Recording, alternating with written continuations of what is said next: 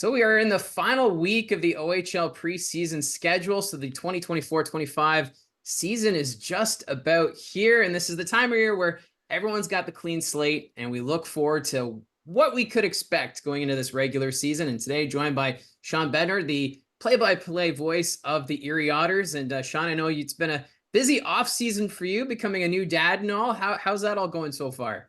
It's been great. Yeah. No, I know scouts on our team are already looking at him maybe for the 2040 or so draft. So, we're keeping our expectations at bay, but no, it's been great between, stuff around the organization and then, stuff in my personal life. It's been great off season. Well, I know after I became a dad, I started taking more notes about those future draft picks and figuring out when my son's about to get traded. It's good to keep in mind. Just so you have an idea, where they're going to end up playing, where you're going to have to meet a billet family. Yeah, got to keep your options open. And Absolutely. for you last season, we talked about how the Erie Otters were looking to end that playoff drought. Last year, it was playoffs. That was the focus, and it was a successful year. Stan Butler behind the bench got his troops to head in the right direction, and playoff hockey against the Kitchener Rangers. That must have been a lot of fun last season. It was a great battle, great playoff series, and I say last season was come hell or high water. With Ben Gaudreau going down for 3-4 months there in the middle of the season, goaltending by committee, a 21-year-old rookie goaltender to lead you to the playoffs.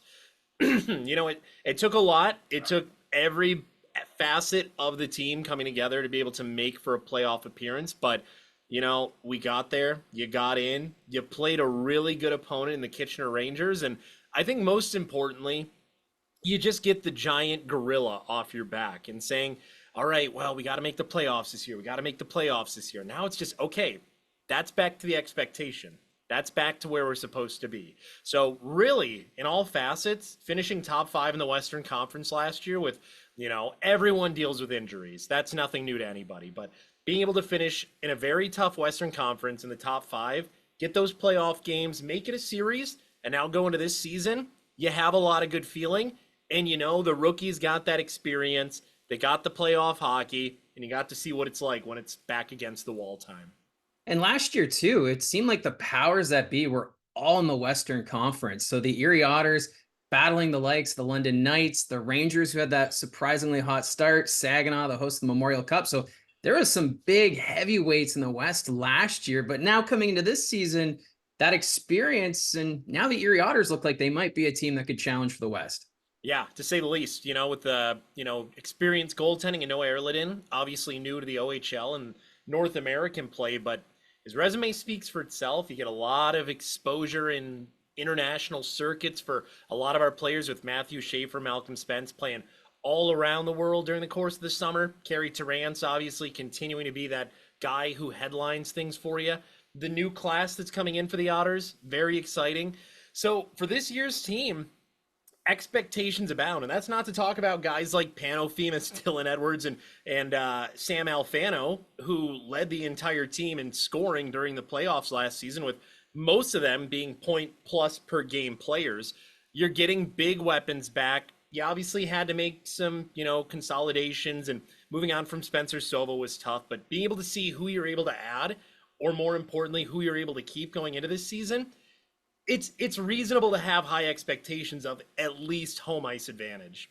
And since you travel with the team with the broadcast, you get to see all the Western opponents firsthand. So coming into this season, it's very different from what we had last year. I mentioned how there was a lot of heavyweights, but this year it seems like we might have more rebuilding teams than what we had last year. I would agree with that. Obviously, first and foremost, you circle Saginaw. Is there a Memorial Cup hangover? Is that championship hangover there? I was one of the people who early on when their season ended said, yeah, I don't know if there's a lot of hope for this team. But now that I'm looking at the way that they're kind of tooling up for the new season, you'd be lying saying they're not at least in the mix near the top. The London Knights, I don't know if they know what a championship hangover is. It seems like every single year they're retooled to be the exact same team every year. But, I think one of the teams that I really do want to talk about that maybe is in the opposite facet is the Sault Ste. Marie Greyhounds. I think they're going to be a team that people have circled as, okay, if this team does the things the right way, they hit their marks the way they're supposed to, this could be one of the top competitors coming out of the Western Conference. So You're going to see some teams that are obviously going to have fall offs and, some teams that are going all in this year. But I think the West is not going to be a story of the haves and have nots as much. And again, I'm saying this with September brain right now. I feel like it's going to be a parity heavier conference than we saw last year, where it was you got two at the top and then everyone else is trailing behind. Well, that's just it with the preseason. You can only take the results with a grain of salt because we're right now Kitchener 5-0 in the preseason at this point recording. Nobody saw that coming. All their wins also coming in the shootout, but still, it just goes to show that maybe this Western Conference could be a mixed bag. Well, and last year Kitchener was supposed to be in a rebuilding year too, right? And they end up being a team that goes into multiple rounds of the postseason. Jussi Ahokas leads them a long way. They are able to become this juggernaut of a team that's built on high octane offense. So, you take preseason for what it's worth, but it at least helps you to see how good is the depth of each of these teams. How far can they lead their teams? And, I think with the teams that have to go through a lot of the retooling that, gave up a lot of things in the past to be able to get more picks in this last draft, seemed like a deep draft class, seemed like there was a lot of readily available OHL talent coming out of it. It's going to be exciting to see who the big winner is coming into the new season. And one team that's been really active this offseason, the Flint Firebirds. They were a little confusing at the OHL draft last year. It seemed like players were coming in, coming out. And then this summer, a little bit more of the same. We just saw Tristan Bertucci come over to the Barrie Colts in a three-way trade involving the Niagara Ice Dogs. So that Flint Firebirds team, very fascinating in that West Division, which kind of appears wide open. Yeah, Flint was one that I had talked to a few of my buddies around the Western Conference, and they were the first ones making the blockbuster trades early on. It was, okay, is this the window that they're looking to start the rebuild? They still have a lot of good pieces there. I think they still have pretty solid goaltending overall between Nathan Day and Jacob Brown there, but it's going to be really interesting to see. They're always a team that seems to be just in the mix. They just snuck in that, 8th place position last year and, did about as good as you could against the London Knights team that the London Knights team was last year. But it'll be interesting that they're making their big moves. They're acquiring for the future, but I still think they've got a lot of solid pieces. Obviously, when you're talking about Colson Petrie, that's the name that most evidently sticks out. But I think guys like Nathan Aspinall, guys who have been stalwarts for the team for a while, what's their ceiling? What's their floor? It'll be interesting to see, but they're going to give a fight every single time they're at least playing in the I-75 Divide Cup. And usually for those teams that miss the postseason, the big question is, will they bounce back and get back into the dance? And for the Windsor Spitfires, getting that first overall pick, Ethan Belches, a huge kid at center. And, suddenly it seems like Windsor, there's some optimism going forward at that club. And then also the Sarnia Sting, a team that's developing. It seems like they're getting the right pieces. So maybe we see those two teams back in a playoff picture. I never thought Windsor was as bad as their record indicated. I thought every time we played them, they gave us a really solid game. I think there was some issues between, who's going to lead this team, who wants to be those players on the ice who want to go the distance. Obviously, Casey Torres, leading the charge right now for them. It's going to be interesting to see how this Windsor team develops. Again, I don't think they were as bad as 1842 5-3 says that you are. But you're only as good as the record says that you are at the end of the day. Sarnia, they were a team that wanted to go through. You knew where you were, and I think that's one of the reasons that we ended up with Ben Gaudreau last year, and they want to make the moves to be able to build for the future. But they've got a great coach in Alan Letang, someone that I believe most OHLers would go to war for. And you looked up and down the roster, they've got a number of players that they have the chance to be able to make some noise. And I don't think this is a team that we're going to be talking about at the end of the season on the outside looking in again. I think they've got the pieces, they've got the coaching, and now if they can get the goaltending set again with Nick Serzicha, I think they're going to be in a really good position in the Western Conference. Again, I don't think there's going to be many points or parcels separating the haves and have-nots from being in or out. And another team you get to see quite a bit in the Midwest Division, the Owen Sound Attack. A team that's got a lot of question marks coming into this season. We got Colby Barlow, who didn't come to camp. There's now speculation he's on the move to a team in the Eastern Conference. So is Owen Sound going to take that step back and maybe take a rebuild approach, kind of like we saw with the Sarnia Sting? It's tough to say with them. They're always tough. They're always a team that fights hard. You never want to play a Saturday night up there in the Bayshore Community Center. They're always a physical team. And I think, you still got guys on that team like Teos Jordan, who still have a lot to be able to give to you, but it's going to be tough to say what kind of team they're going to be this year. Obviously, one of our guys, Bruce McDonald, a guy who I think is a really shifty fast forward. I imagine he's going to make an offensive impact up there. Declan Waddick, always a name to be able to watch out for. They got McHugh. I don't know what their ceiling or their floor is either. I think this is going to be more of a year where it's next year you're going to be looking toward, but I'm never going to count them out. They always play us tough.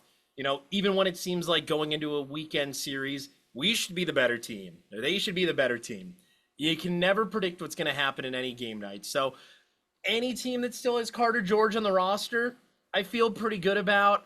It's just a matter of how much does he have in front of him that's going to allow him to be able to keep the team in it most nights. Well, that's just it. Goaltenders, they could be make or break for a team. And Carter George, one of the best in the OHL. So that's going to be fascinating. And a team that we haven't touched on yet, the Guelph Storm. Last year, goal scoring was a problem, but also injuries. They missed Cam Allen for most of the year. And then Matthew Poitras ended up staying with the Boston Bruins. So that team kind of snake bit all last season. So now they've got Corey Stillman taking over behind the bench.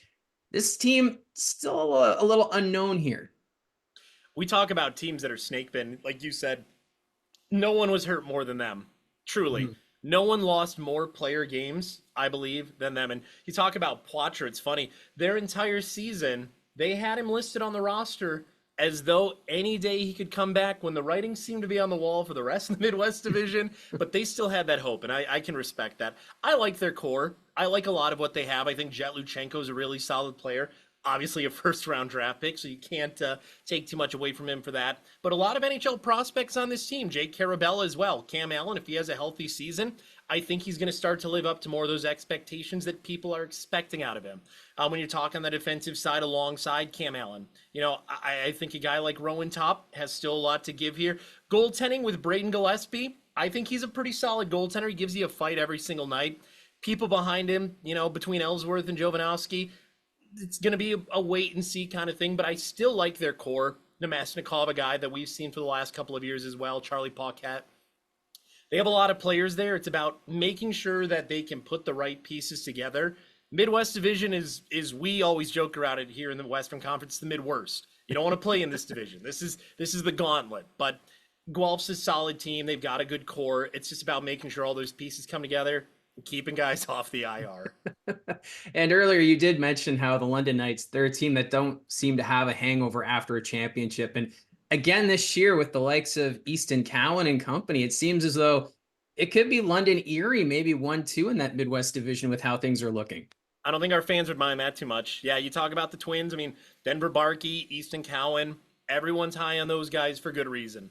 Brody Crane, you know, he's been good. Max McHugh, Landon Sim. I mean, there's guys up and down this. Ruslan Gazizov. You have so many pieces that are part of this team that have been difference makers. And then you look on the defensive side. Sam Dickinson, who obviously a first rounder. Expectations were high when he was drafted by Niagara all those years ago. Oliver Bonk, a guy you continue to look out for. On the goaltending side, that's where I get a little more skeptical. I think Owen Wilmore's a solid goaltender, but I think London's had really good goaltending for a number of years where you're asking a lot for him to pick up the slack. I think he's going to do a serviceable job. I think on that side defensively, that's where you're going to have to look out for guys like Bruce Stevich, Dickinson, Alec Leonard. They're going to have to pick up the slack in front. And no disrespect to Owen Wilmore, but it's going to be about those guys in front to make sure that his life gets a little easier until you're ready for him to take water for you.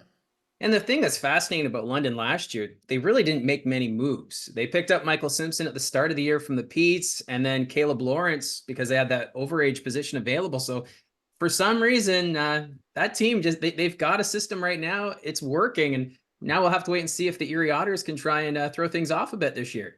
Well, listen, there's one big reason we're not talking about why the London Knights never seem to have a championship hangover.